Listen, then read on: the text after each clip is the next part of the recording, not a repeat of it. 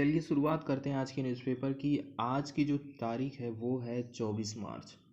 24 मार्च को महत्वपूर्ण जो दिवस है वो पहला है विश्व टीबी दिवस। ठीक है, ये हम सेलिब्रेट करते हैं 24 मार्च के दिन। और एक और दिवस है वो है ग्रामीण डाक दिवस। ठीक है, ये भी 24 मार्च को हम सेलिब्रेट करते हैं। वहीं यदि हम 23 मार्च की बात करें तो शहीद दिवस के रूप में भगत सिंह, सुखदेव और राजगुरु, ठीक है, तीनों की इस दिन फांसी हुई थी, इसलिए शहीद दिवस हम 23 मार्च को मनाते हैं। और विश्व मौसम विज्ञान दिवस, वर्ल्ड मीटरोलॉजिकल साइंस डे, इसको हम कब मनाते हैं? 23 मार्च को। तो शहीद दिवस कल था और था विश्व मौसम विज्ञान दिवस। पीआईबी की जो पहली न्यूज़ आई है वो आईएनएस शिवाजी से रिलेटेड है। तो आईएनएस शिवाजी के बारे में कुछ बेसिक जानकारी हम देखेंगे। आईएनएस शिवाजी लोनावाला महाराष्ट्र में एक भारतीय नौसेना स्टेशन है, नेवी स्टेशन है। इसमें नेवल कॉलेज ऑफ इंजीनियरिंग भी है। जो भारतीय नौसेना और जो तटरक्षक कोस्टल ऑफिसर्स है ना, इनको ट्रेनिंग देने का ये काम करता है। इसकी 3 और शाखाएं बन गई हैं: centre of marine engineering and technology, centre of excellence in marine engineering और स्कूल ऑफ बेसिक साइंसेज। इसके बाद यहाँ पर बताया जा रहा है nuclear biological chemical defence school NBCD, जो एनबीसीडी के सभी पहलुओं पर नौसेना कर्मियों को प्रशिक्षण करता है, ये भी यहाँ पर स्थित है। बताया जा रहा है नौसेना स्टेशन को फरवरी 1945 में HMIS his Majesty's Indian ship के रूप में शामिल किया गया था। आईएनएस शिवाजी का उत्कृष्टता केंद्र मतलब समुद्र इंजीनियरिंग के क्षेत्र में 2014 में एक व्यापक जनादेश के साथ में हमने इसको स्टैब्लिश करे। इसमें नौसैनिक के अनुप्रयोग करने के लिए स्पेशल टेक्नोलॉजी को शामिल करना था। इसके अलावा उच्च प्रतिष्ठा के अनुसंधान करना और विकास और शैक्षणिक संस्थानों के सहयोग से गुणवत्ता अनुसंधान शामिल था। इसका लक्ष्य भारतीय नौसेना अनुकूल विदेशी नौसेनाओं और पूरे इकोसिस्टम में कर्मियों के कौशल में बड़े पैमाने पर सुधार करना है। ये ऐसी बात यहाँ पर कही जाती है। न्यूज़ की यदि हम बात करें तो इंडियन नेवी COE मतलब एमी जिसको कहते हैं 8 INS Shivaji recognised as centre of excellence in marine engineering. इसको रिकॉग्नाइज किया गया है कैसे करके? Centre of excellence in marine engineering by ministry of skill development and entrepreneurship. कौन सी मिनिस्ट्री ने इसको रिकॉग्नाइज करा है? ये बात यहाँ पर बताई जाती है, ministry of skill development and entrepreneurship.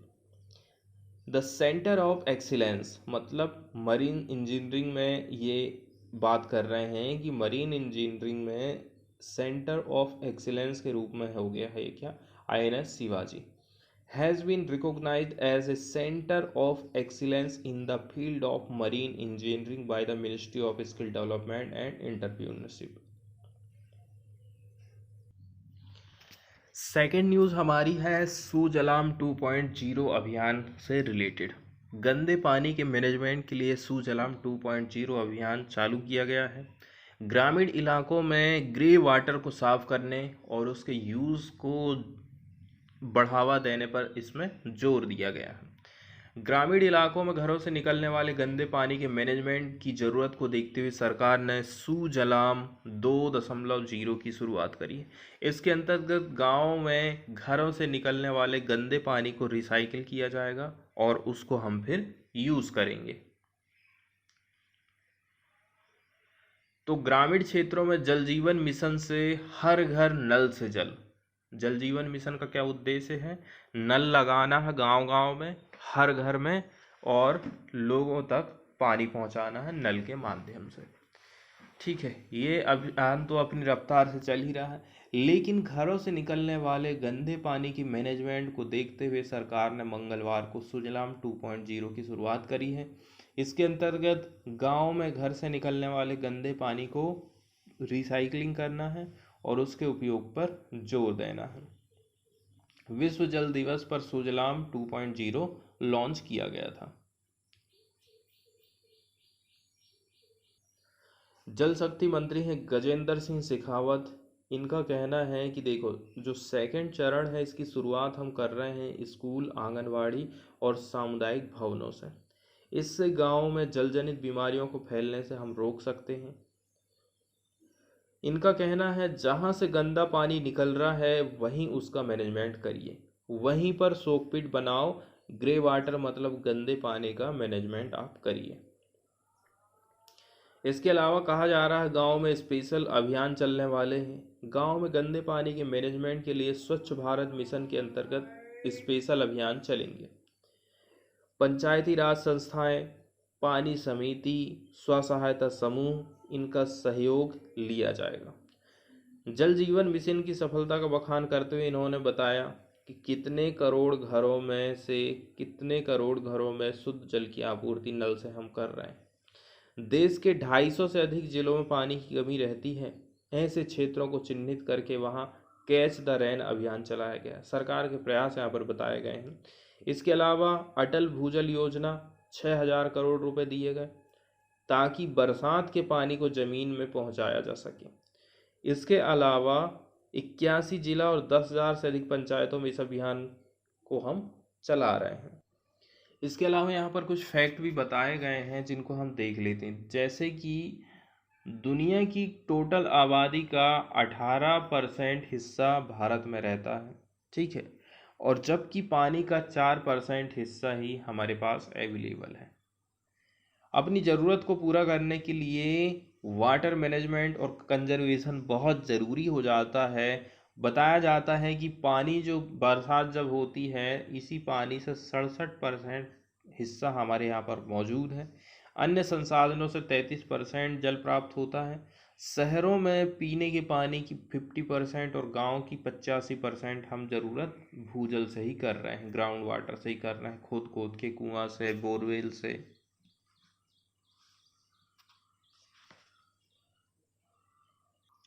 कुछ और फैक्ट हैं जो यहाँ पर बताए जाते हैं कि देखो, पूरे वर्ल्ड में 2.2 बिलियन लोग जल संकट का सामना कर रहे हैं।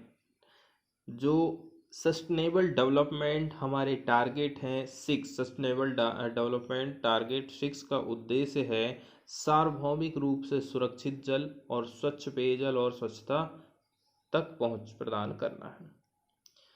यदि हम गंदे पानी की बात करें तो सरकार ने गंदे जल के मैनेजमेंट पर ध्यान दिया है। अनुमान लगाया जाता है कि भारत में हर दिन 31 बिलियन लीटर गंदा जल निकलता है। जल संरक्षण के लिए परमानेंट जो हमारा बिहेवियर है उसको उसमें चेंज लाने की ज़रूरत है। आगे इनका कहना है कि देखो, हमारा सौभाग्य है कि हमें 9 मंत्रालयों का समर्थन मिला है, क्योंकि बढ़ती आबादी और जलवायु परिवर्तन के साथ प्रत्येक व्यक्ति जल के महत्व को जानता है, उस पर प्रेशर कैसा पड़ रहा है उसको भी समझता है। इसके बाद हम शुरुआत करेंगे द हिंदू न्यूज़पेपर की कुछ प्रमुख खबरें। पहली जो खबर है वो एक्सपोर्ट को लेकर के बताई गई है। हमारा एक्सपोर्ट क्रॉस कर गया है 400 बिलियन डॉलर एनुअल टारगेट को एस गुड शिपमेंट जंप, क्योंकि हमारा जो गुड्स है ना उसका शिपमेंट जंप किया। Prime minister congratulates farmers, weavers and MSMEs on the achievement. प्रधानमंत्री मोदी ने सबको बधाई दी है, किसानों को भी, वीवर को भी और एमएसएमई को। ये डाटा आपको दिखाया गया है अप्रैल 2017 से मार्च 2018 के बीच, मतलब 2017 से लेकर के 2022 तक का ये डाटा यहाँ पर बताया जा रहा है। ट्रेड डेफिसिट बताया जाता है। इसके अलावा ऊपर जो ब्लू लाइन देख रहे हैं आप, वो बता रहा है मर्चेंडाइज एक्सपोर्ट को। तो ये देखिए 2017 से आप यदि देख लोगे तो 303.52 बिलियन डॉलर का एक्सपोर्ट करे थे, लेकिन 2021-22 में ये पहुंच गया है 374.8 बिलियन डॉलर का।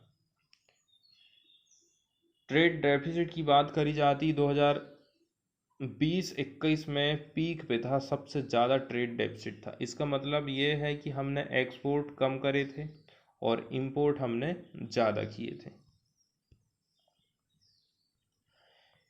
इंडिया का जो एनुअल गुड्स एक्सपोर्ट है वो क्रॉस कर गया है $400 billion, mark for the first time ever, the government announced on Wednesday. ऐसा पहली बार हुआ है, ऐसा कहना है। 2017 का डाटा से देख रहे हैं हम यदि, तो इनका कहना है हमें इंक्रीज देखने को मिला है shipment of merchandise.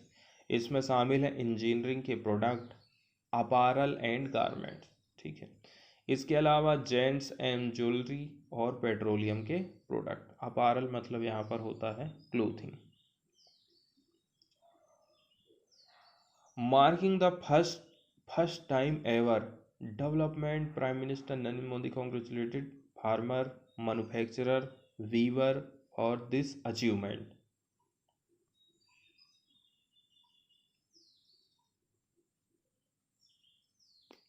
Agriculture sector की यदि हम बात करें तो एग्रीकल्चर के क्षेत्र में भारत क्या क्या चीज़ एक्सपोर्ट करता है, तो इस मामले में हम राइस एक्सपोर्ट करते हैं, मैरीन प्रोडक्ट मतलब समुद्री उत्पाद, मछली हो सकती है, झींगा हो सकता है, और फिर और भी अन्य चीज़ें हो सकती हैं। ठीक है, मसाले, गेहूं और शक्कर, इनका हम निर्यात करते हैं।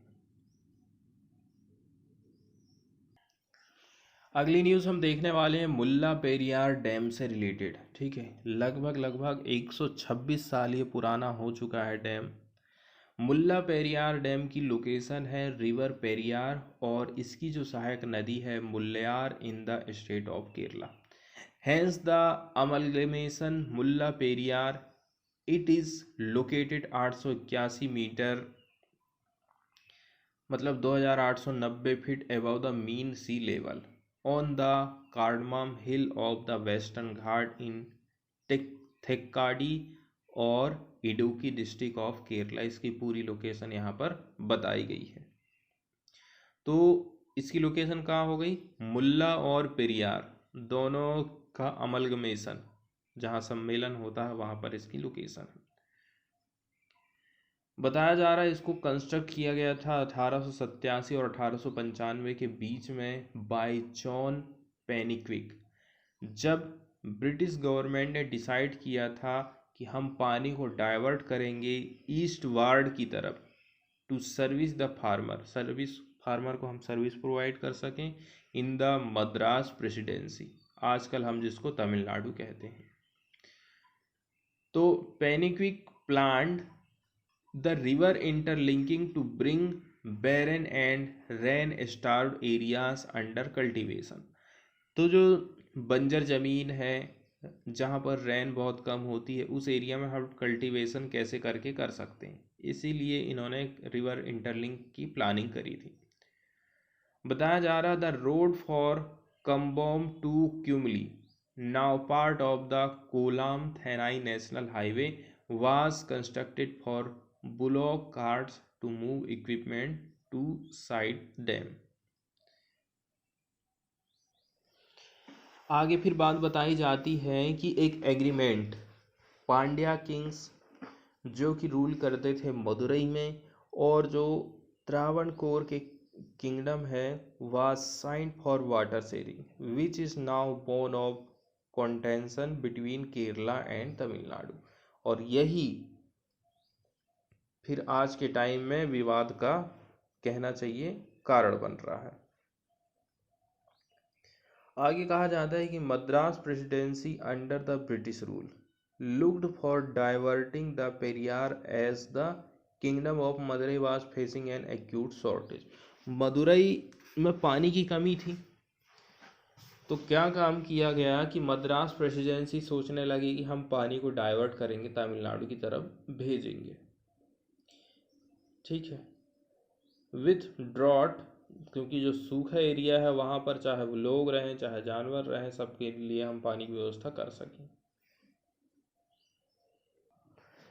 न्यूज़ के लिए हम बात करें तो बताया जा रहा है need a new reservoir instead of Mulla Periyar dam, ऐसा कहना है केरला का। केरल कह रहा है ये जो डैम है बहुत पुराना हो गया है, रख रखाव में काफ़ी पैसा लग रहा है और प्रॉब्लम भी आ रही है इसके वाटर मैनेजमेंट को लेकर के, तो इसकी जगह में हमें एक नया रिजर्वायर की ज़रूरत है। In the Supreme Court, Kerala on Wednesday pitched for building a new dam downstream on its side instead of existing 126-year-old Mulla Periyar Dam.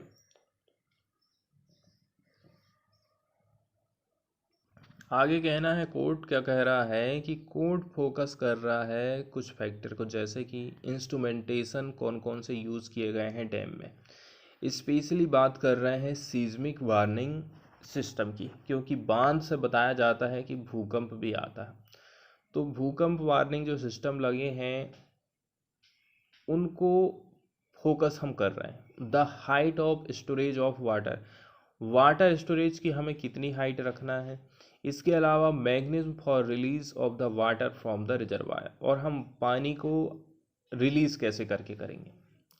Kerala का कहना है कि देखो हम reconstitute the supervisory committee to expand its ambit and include technical member from Tamil Nadu and Kerala. इनका कहना है supervisory committee का आप गठन करिए, हमारे यहाँ के भी मेंबर रहेंगे, तमिलनाडु के भी मेंबर रहेंगे। आगे एक बात करी जाती है ये जो नया डैम रहेगा ना, should be 360 metres downstream in the Kerala, थोड़ा मतलब नीचे में रहना चाहिए ताकि हम प्रोटेक्ट हो सकें and Kerala side and from the existing dam to protect people living here. However this is opposed by Tamil Nadu who does not want to new dam, लेकिन तमिलनाडु नया डैम नहीं चाहता। Tamil Nadu only wants the water level to be raised further, Tamil Nadu का कहना है आप water का level बढ़ाइए क्योंकि हमारे यहाँ पर पानी की कमी जा रही है। नेक्स्ट न्यूज़ हम देखने वाले हैं एक्सप्लेनर वाले पेज से, the nutrition fall out of school closure, school close होने से पोषण में किस प्रकार से गिरावट आई है। Corona has exacerbated the problem of child hunger and malnutrition, corona मतलब कोविड-19 ने बढ़ा दिया है चाइल्ड हंगर को और माल न्यूट्रिशन को। Mid day meal in India should provide 450 KCal of energy, KCal word use किया गया है। The calorie content is often given in KCALS जिस which is short for kilocalorie, मतलब kilocalorie के लिए KCal का use किया जाता है। And also in kg which is short of kilojoules. एक kilocalorie is another word for what is commonly called एक कैलोरी, मतलब कि 1000 calories will be written as 1000 KCALS। Kilojoules are the metric measurement of calorie.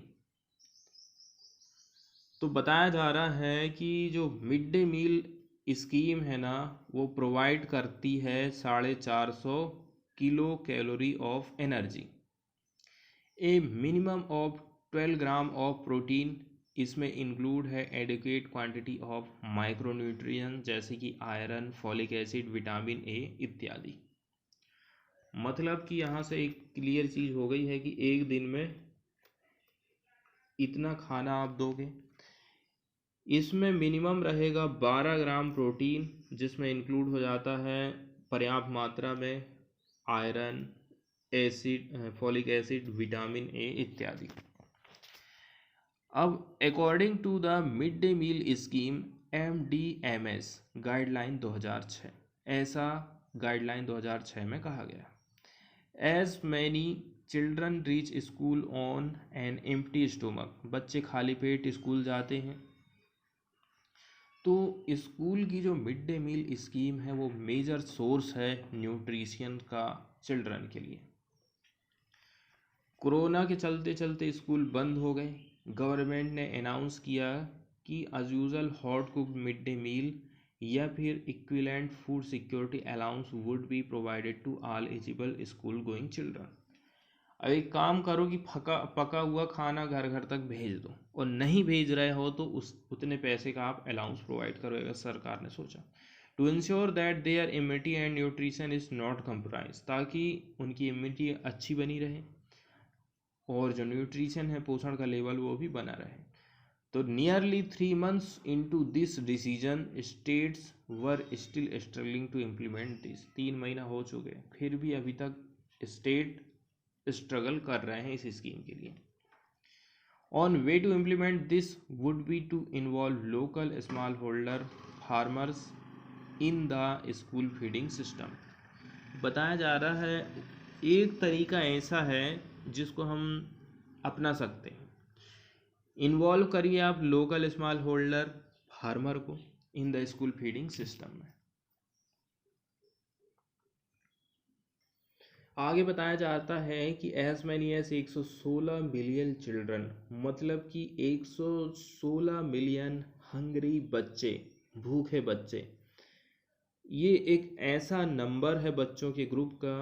We are looking at when we consider the indefinite school closure in India. जब school बंद हुए तो लगभग 116 million Hungary children हमें देखने को मिले। The largest school feeding programme in the world, सबसे बड़ा स्कूल फीडिंग प्रोग्राम माना जाता है यही मिड डे मील स्कीम, ठीक है। That has undoubtedly played an extremely significant role in increasing nutrition and learning among school going children. खाना के बहाना से ही बच्चे स्कूल चले जाते हैं, तो इसी के चक्कर में उनकी पढ़ाई भी हो जाती। दूसरी बात, उनको खाना भी मिल जाता है, उनको पोषण भी मिल जाता है। आगे बताएं तो हम flagship report of the state of food security and nutrition in the world 2020, ठीक है, इस रिपोर्ट का हम यहाँ उल्लेख कर रहे हैं। इसको रिलीज़ किया गया था food and agriculture organisation, partnership है इसमें कुछ और भी यूएन के ऑर्गेनाइजेशन हैं। एकदम बेकार पिक्चर इसने दिखाया है, including the impact of corona on closure of school and school meals. School के बंद होने से, स्कूल मील्स के बंद होने से क्या असर पड़ा है। A real time monitoring tool estimated that as of April 2020 की बात कर रहे हैं, पीक ऑफ स्कूल क्लोजर था। 369 million children globally were losing out on school meals. 369 million बच्चे ऐसे थे जो कि स्कूल का खाना उनको नहीं मिल पाया। ज़्यादातर इनमें से शामिल थे इंडिया के। प्रेजिंग इशू, अब हम जीएचआई की बात ले रहे हैं, ग्लोबल हंगर इंडेक्स की बात कर रहे हैं, ठीक है। ये रिपोर्ट है 2020, इसमें रैंक मिला है इंडिया को 94 आउट ऑफ 107 कंट्री, और in the category serious behind our neighbouring Pakistan, Bangladesh, Nepal. हम पाकिस्तान, बांग्लादेश और नेपाल से भी पीछे हैं। The index is combination of indicator of undernutrition in the population and wasting, मतलब वेट का कम होना, हाइट ज़्यादा है लेकिन आपका वजन कम है। स्टंटिंग मतलब कि आपकी हाइट कम है फॉर एज। और इसमें शामिल था mortality of children below 5 years age. इसके सबसे महत्वपूर्ण इंडिकेटर इसमें शामिल कर दिए गए हैं। पहली बात, वजन का कम होना। दूसरी बात, हाइट का कम होना। इसके अलावा तीसरी जो बात है, 5 साल से कम उम्र के जो बच्चों की डेथ हो रही है उसको भी इसमें शामिल किया गया।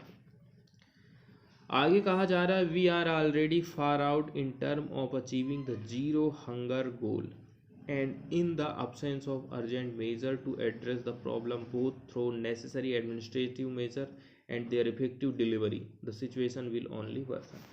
यदि आप नेसेसरी एडमिनिस्ट्रेशन मेजर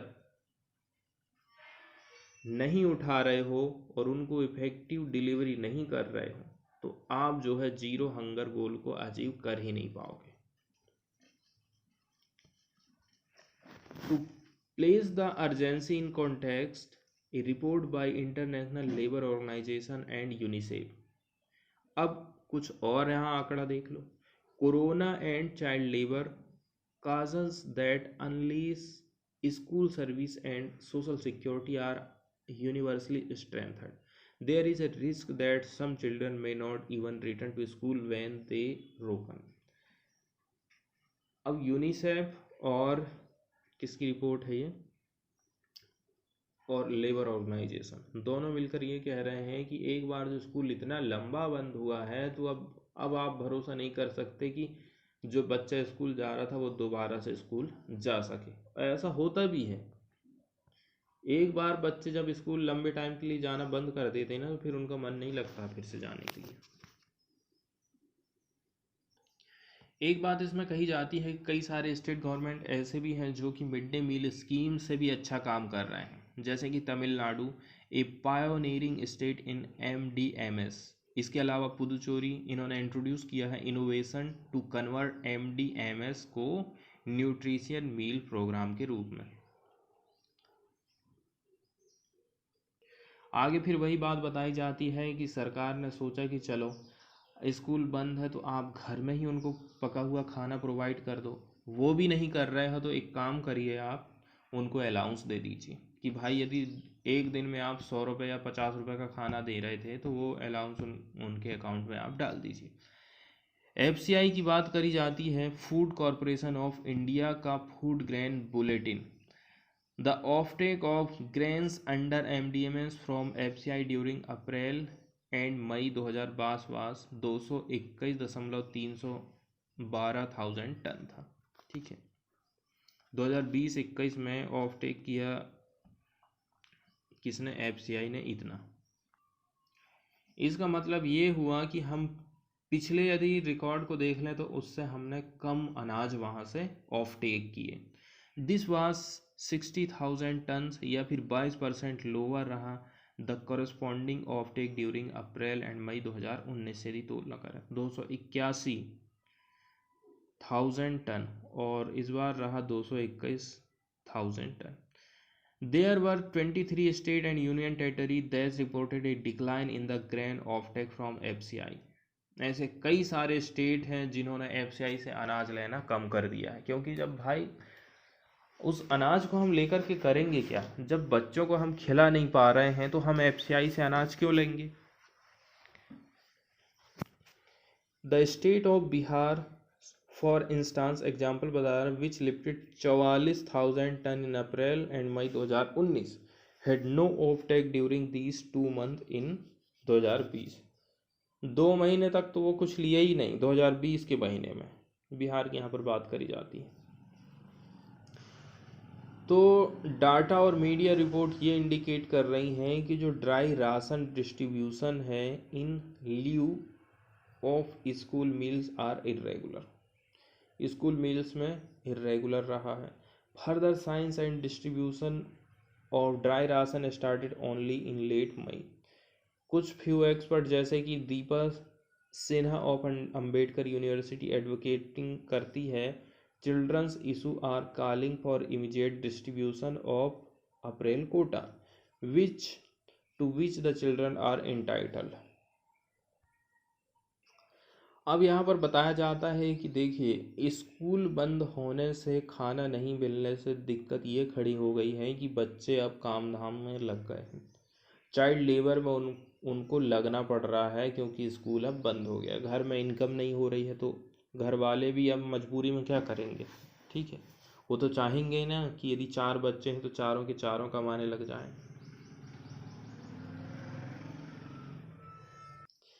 एक यहाँ पर उपाय बताया जाता है कि आप जो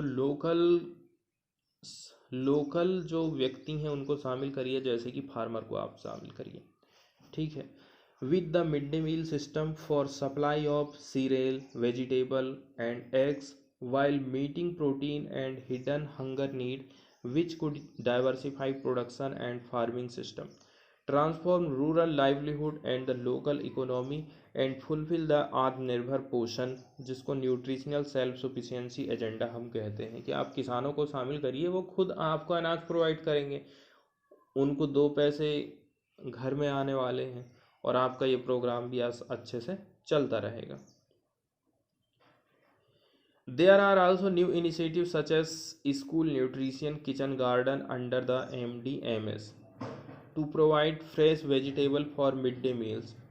ये एक स्कीम है जो कि बच्चों को fresh mid day meal provide करता है। क्या नाम है? School nutrition kitchen garden under MDMS. Beside ensuring these are functional, what can be done in addition is that hot meal can be provided to eligible children with a plan to prepare and distribute the meal in school midday meal center. अब ये जो बात हमने करे थे वो same to same वैसी ही है जैसे कि शहरों में बुजुर्गों को फ्री में अनाज दिया जाता है। ठीक है, उड़ीसा जैसे राज्यों में बुजुर्गों और अन्य संकटग्रस्त लोगों के लिए मुफ्त शहरी कैंटीन या फिर सामुदायिक रसोई के समान ही है। साथ ही योजना की उपलब्धता के बारे में पर्याप्त जागरूकता फैलाने की भी ज़रूरत है। तीसरी बात ऐसी है कि स्थानीय रूप से जो उत्पादित सब्जी और फल हैं को MDMS में हम जोड़ सकते हैं, जिससे स्थानीय किसानों को आय भी मिलेगी। इसके अलावा जहां तक संभव हो अंडों का वितरण किया जा सकता है, और जहां एक राज्य प्रावधान पहले से मौजूद है, कुछ राज्य ऐसा कर भी रहे हैं। इसके बाद वाली जो नेक्स्ट न्यूज़ है वो है वेस्ट डिस्पोजल इंफ्रास्ट्रक्चर से रिलेटेड। मतलब कि कूड़ा कचरा जो निकल रहा है गाँव का, उसका कितना हिस्सा डिस्पोज हो पा रहा है सही तरीके से, उसको हम डिस्पोज कर पा रहे हैं। कुछ ही विलेज रिसीव कर पाए हैं वेस्ट डिस्पोजल इंफ्रास्ट्रक्चर को, ऐसा पैनल का कहना है। इसके अलावा less than A quarter of them got equipment under स्वच्छ भारत। तो एक क्वार्टर से भी कम ऐसे हैं जिनको इक्विपमेंट मिल पाए हैं स्वच्छ भारत मिशन के अंतर्गत। जल जीवन फंड फाइंड फ्यूअर टेकर, जल जीवन फंड्स भी जो है बहुत कम लोगों को मिल पाए हैं। केवल 12% of the villages that were supposed to get infrastructure for liquid waste management this year have achieved their goal under the second phase of Swachh Bharat Mission 2.0।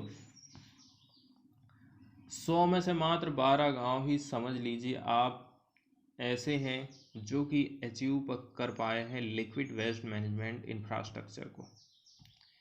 इसके अलावा ठीक है, जो सॉलिड वेस्ट मैनेजमेंट इंफ्रास्ट्रक्चर है वो भी काफ़ी ख़राब रहा है। केवल 22% टारगेट जो है कवर हो पाए हैं ड्यूरिंग 2021-22, 7 फरवरी तक का ये डेटा है।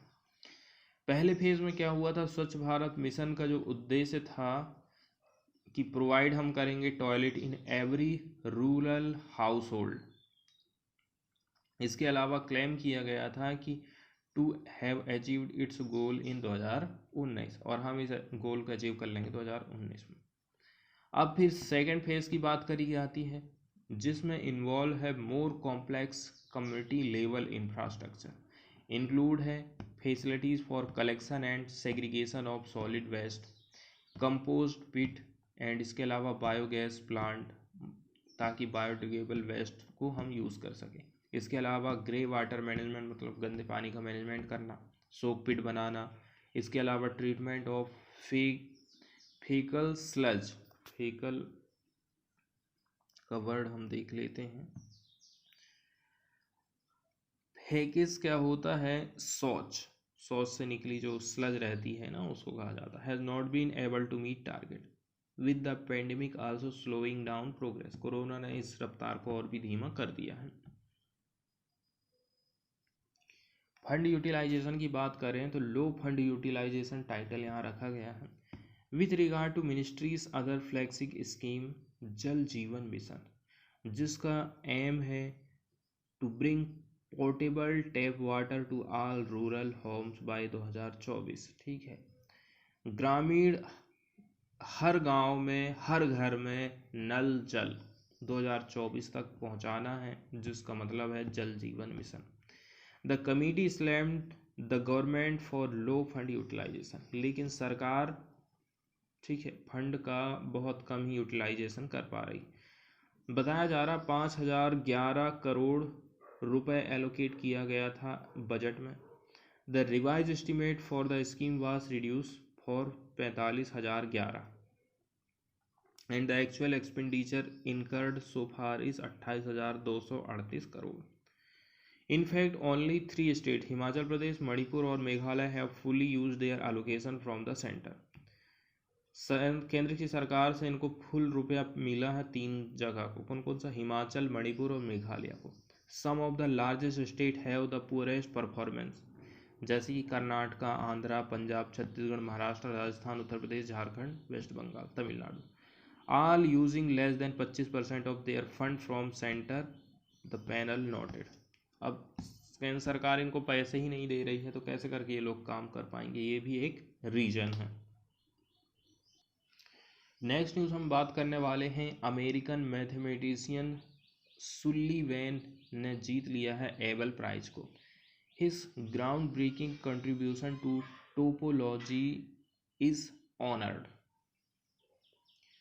Norwegian Academy of Science and Letters had awarded Abel Prize for the year 2022 to American mathematician Dennis Parnell Sullivan, who is with the Graduate School and University Center of the City University of New York and the State University of New York 8-story book.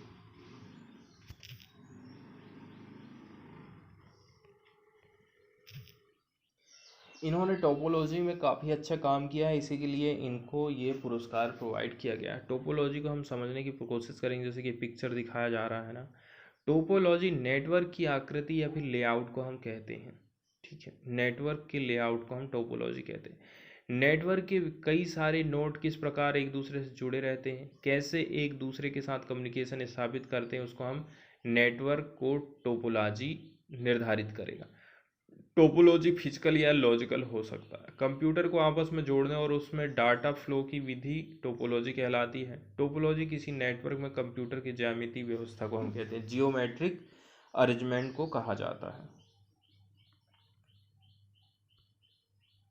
Topology के बारे में बताया जाता है, topology is a field of mathematics. Mathematics के अंतर्गत ही हम topology पढ़ते हैं, जिसकी शुरुआत हुई थी 19वीं सेंचुरी में, and has to do with property of surfaces that do not change when they are deformed. मतलब कि जब उनको डिफॉर्म किया जाता है तो उनकी जो सरफेस है वो बदलती नहीं है.